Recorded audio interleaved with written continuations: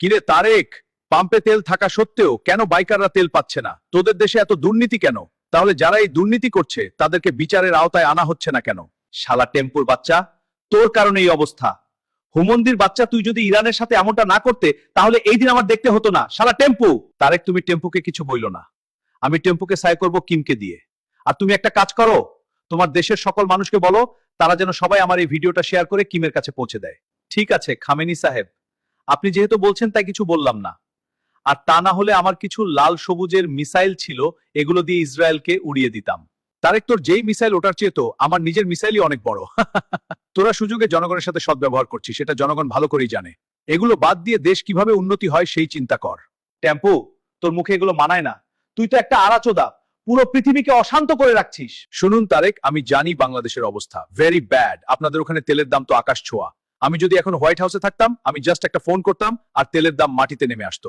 Believe me mister Trump, পরিস্থিতি আসলেই জটিল। বাংলাদেশের সাধারণ মানুষ এখন বাইক বের করতেও 10 বার ভাবছে।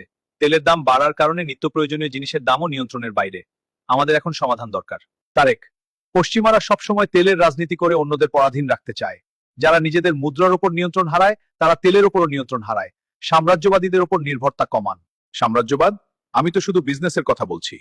তারেক, আমার কাছে একটা গ্রেট ডিল আছে। আমি একটা সুযোগ চাই, আমরা সব ঠিক করে দেব। যদিও আপনার দেশে তেল আছে কিনা আমি নিশ্চিত নই, কিন্তু আমরা খুঁজে বের করব।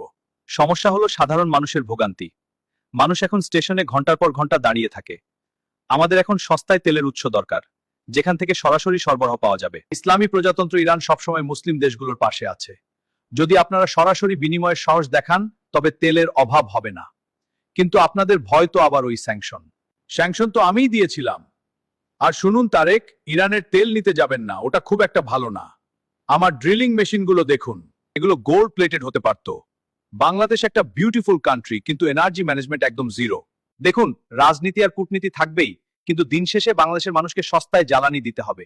ট্রাম্প সাহেব, আপনি ডিল চান, আর খামেনি সাহেব আপনি আদর্শের কথা বলছেন। আমার প্রয়োজন সলিউশন। সলিউশন একটাই, মেক বাংলাদেশ গ্রেট এগেইন। আর তার জন্য তেল লাগবে, প্রচুর তেল। আমি আসছি, জাস্ট ওয়েট এন্ড ওয়াচ।